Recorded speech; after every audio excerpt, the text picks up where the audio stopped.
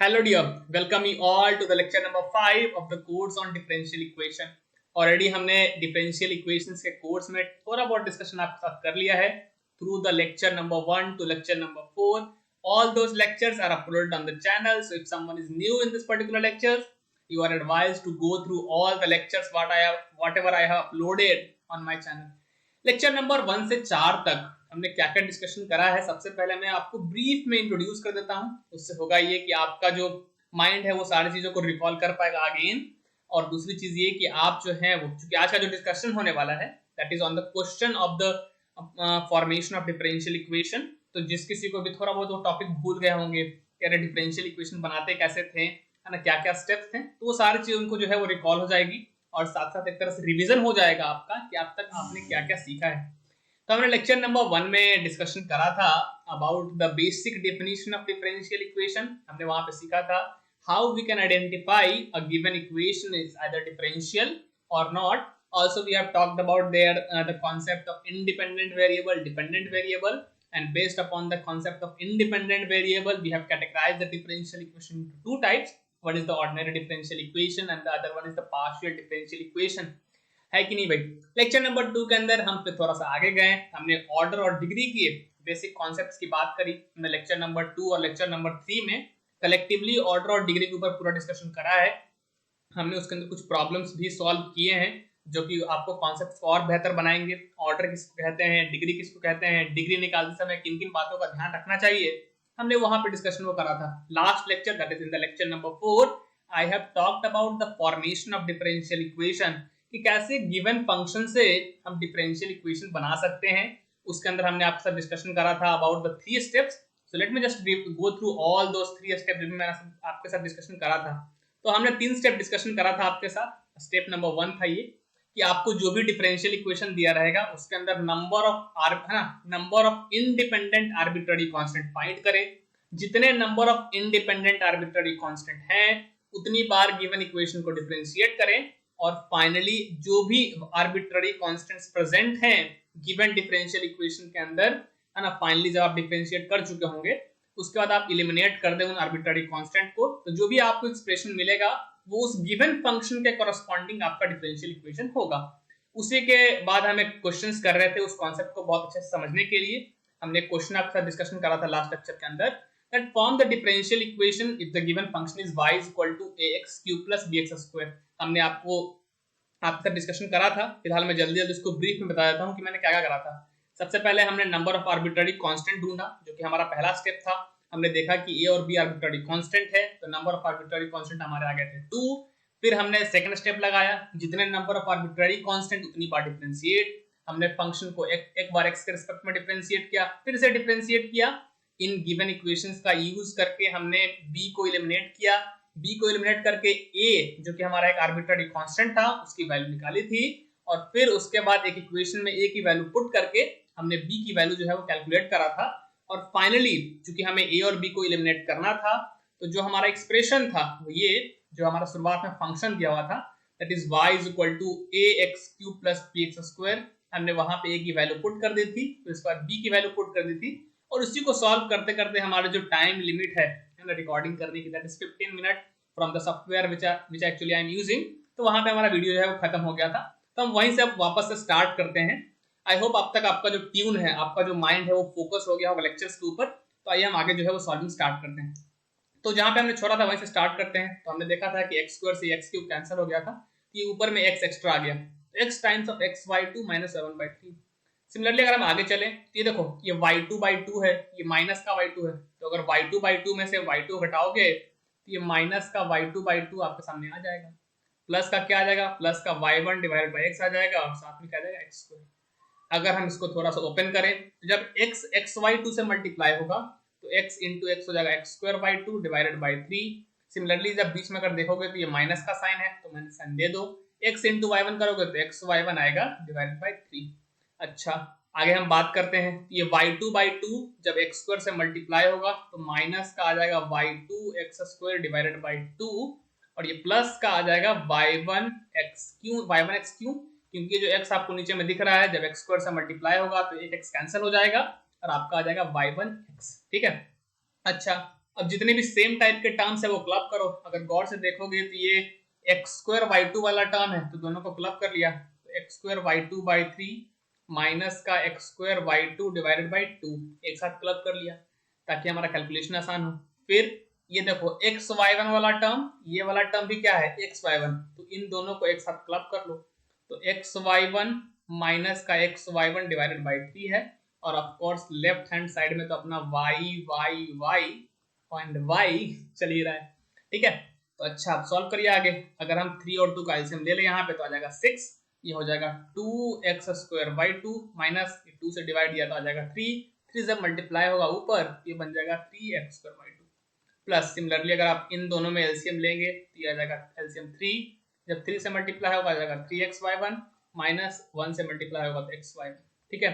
आगे चलते हैं, अगर आप गौर से देख पाए, ठीक है ना, तो ये क्या है 2x² है, ये 3x² है माइनस का, जब सब्ट्रैक्ट करोगे तो माइनस का x² आ जाएगा, है ना। तो यहाँ से अगर आप सॉल्व करते हैं, ठीक है ना, ये तो नेक्स्ट क्वेश्चन है हमारा, हम सॉल्व कर रहे हैं। तो अगर आप सॉल्व करते हैं तो y इक्वल टू माइनस का x² डिवाइड बाय जाएगा 6। क्या मैं सही हूँ, एक बार मैं चेक कर लेता हूँ। तो ये 2x² में से 3x² घटाओगे तो बिल्कुल, अच्छा ये 3xy1 में से अगर xy1 घटाओगे तो कितना आएगा, ऑफ कोर्स 3 में से एक चला जाएगा 2 आ जाएगा, तो 2xy1 डिवाइडेड बाय 3 प्लस का आपके सामने आ जाएगा, ठीक है। चलो और आगे सॉल्व करते हैं। अगर हम इन दोनों में एलसीएम ले ले 3 और 6 में तो एलसीएम आ जाएगा 6, ये माइनस का x² प्लस हो जाएगा 2, 3 से डिवाइड दोगे 6 में तो आएगा 2, जब 2 ऊपर मल्टीप्लाई होगा तो आ जाएगा 4xy, ठीक है। अच्छा अब क्या करोगे, ये जो 6 है इसको क्रॉस मल्टीप्लाई करिए इस तरफ, तो हो जाएगा 6y इक्वल टू माइनस का x² प्लस 4 का xy1। स्वेटिंग क्यों हो रहा है भाई, ठीक है। तो अगर हम आगे और थोड़ा चलें तो क्या करोगे, ये जितने भी left hand right hand side वाले हैं सबको लेफ्ट में लेके जाओ, तो ये माइनस का x² जब लेफ्ट में जाएगा मेरे भाई तो आ जाएगा x², फिर ये प्लस का 4xy1 जाएगा तो माइनस का 4xy1, ये लेफ्ट में पहले से पड़ा हुआ है 6y इक्वल टू में आ जाएगा 0। अच्छा अगर आपको याद हो तो y2 और y1 हमने किसको बोला था, याद है क्या, y2 हमने बोला था d2y/dx² को, y1 हमने बोला था डिफरेंशियल dy/dx को। तो अगर हम सब्स्टिट्यूट कर दें उसको ताकि फाइनली इक्वेशन हमारा अच्छा दिखे, that is d2y/dx² minus 4x times of dy/dx plus का कितना आ जाएगा 6y इक्वल टू 0। तो ये हमारा वो फाइनल डिफरेंशियल इक्वेशन है जिसकी हम तलाश कर रहे थे, और अगर आप गौर से देखें, है ना, तो ये हमारा क्या है, ये हमारा फाइनल डिफरेंशियल इक्वेशन है। तो ऑफ कोर्स लंबा क्वेश्चन था, नो डाउट अबाउट इट, लंबा इसलिए भी लगा क्योंकि मैं आपको एक्सप्लेन करता जा रहा हूँ तो टाइम भी थोड़ा लग रहा है, लेकिन जैसे जैसे आप प्रॉब्लम करेंगे खुद से, जैसे जैसे आपको आइडिया होगा कि कैसे हम आर्बिट्ररी कांस्टेंट्स को एलिमिनेट करते हैं, तो फिर ये प्रॉब्लम्स आपको उतने डिफिकल्ट नहीं लगेंगे। ये हमारा फाइनल डिफरेंशियल इक्वेशन है। अगर आप गौर से देखें तो ना तो यहाँ पे ए है ना, और ना ही इस इक्वेशन के अंदर आपको बी दिख रहा होगा। क्यों नहीं दिख रहा है, क्योंकि हमने एलिमिनेट कर दिया है किसको, हमने आर्बिट्ररी कांस्टेंट जो थे हमारे, आर्बिट्ररी कांस्टेंट जो थे उसको एलिमिनेट कर दिया है, ठीक है ना। तो फाइनली जो डिफरेंशियल इक्वेशन आपका आएगा, ठीक है ना, उसके अंदर आर्बिट्ररी कांस्टेंट नहीं होने चाहिए, बस केवल आपको इतना ध्यान रखना है। तो क्या हम मूव कर सकते हैं अगले सवाल की ओर, of course we should move. तो ये लीजिए आपके स्क्रीन के ऊपर आपका अगला सवाल यह है कि form the differential equation from the equation. फिर से आपको क्या करना है, डिफरेंशियल इक्वेशंस को फॉर्म करना है, और फॉर्म करना है तो formation of the differential equation हमने सीखा है, हमारा ऑफ कोर्स वो जो आइडिया है वो क्या आ जाएगा, वो हमारा आइडिया काम में आ जाएगा। तो अगर आप गौर से देखेंगे तो जो हमारा गिवन फंक्शन है, the given function is what, x is equal to a sin omega t plus b है। सबसे पहले फॉर्मेशन ऑफ डिफरेंशियल इक्वेशन की जब हम बातें करते हैं तो एक चीज आपको दिमाग में आनी चाहिए, वो है स्टेप्स आपके। हमारे 3 स्टेप होते थे, step 1, step 2 and step 3। Step 1 कहता था कि नंबर ऑफ आर्बिट्ररी कांस्टेंट्स को फाइंड करो। चलिए फाइंड करते हैं। तो अगर इक्वेशन देखोगे तो आपका जो x है और आपका जो t है वो क्या है, वो वेरिएबल है। तो अगर आर्बिट्ररी कांस्टेंट्स की बात करें तो कौन कौन हो सकते हैं, a हो सकता है, b हो सकता है, ओमेगा हो सकता है। लेकिन ये अगर आपको ध्यान से आपको 11th क्लास की एसएचएम की इक्वेशन थोड़ी याद हो, तो ये जो ओमेगा हुआ करता था वहां पे एक्चुअली में वो क्या हुआ करता था, वो हुआ करता था एंगुलर फ्रीक्वेंसी। याद आ रहा है, ये जो ओमेगा है वो कांस्टेंट है, आर्बिट्ररी कांस्टेंट नहीं है, एग्जैक्ट कांस्टेंट है ये। तो हम क्या करेंगे भाई, तो हमें आर्बिट्ररी कांस्टेंट ढूंढने होते हैं। तो जो हमारे आर्बिट्ररी कांस्टेंट है वो ए और बी है। तो हम यहाँ पे लिख देंगे clearly a and b are arbitrary constant, है ना। तो अगर ए और बी जो है हमारे आर्बिट्ररी कांस्टेंट है, तो नंबर ऑफ आर्बिट्ररी कांस्टेंट कितने हो गए, तो नंबर ऑफ आर्बिट्ररी कांस्टेंट हमारे हो गए, बताइए कितना हो जाएंगे, बताइए। तो ये हमारे हो जाएंगे 2। अब जितने नंबर ऑफ आर्बिट्ररी कांस्टेंट उतनी बार हमें डिफरेंशिएट। तो हमने क्या बोला कि है ना डिफरेंशिएट कर दो। तो differentiating given function with respect to what time, क्योंकि हमारा जो x है वो t का फंक्शन है।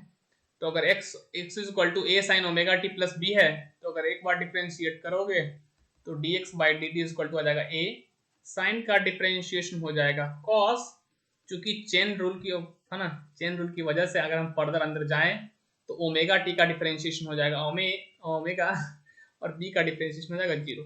तो अगर आप गौर से देखेंगे तो ये हो जाएगा a omega cos omega t plus b, ठीक है ना।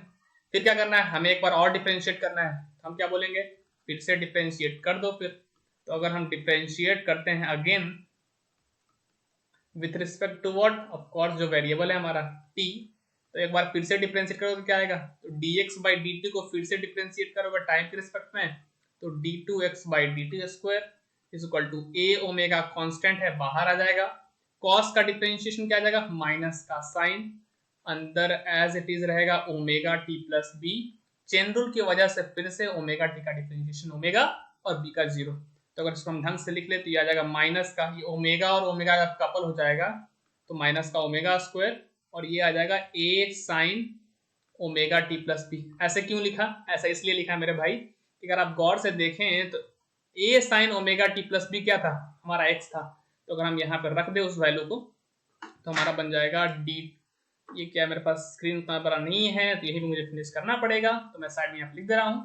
तो ये हो जाएगा d2x बाई dt स्क्वायर, उसको रिप्लेस कर रहा हूँ ओमेगा स्क्वायर x से, है ना। ये पूरा जो एक्सप्रेशन है वो किसके बराबर था, x के बराबर था तो रख दिया। तो फाइनल जो हमारा सोल्यूशन आ रहा है that is d2x by dt square is equal to minus का ओमेगा स्क्वायर x। आप चाहें तो माइनस का ओमेगा स्क्वायर x को लेफ्ट में लेके आ सकते हैं और इसको ऐसे लिख सकते हैं plus omega square x equal to 0।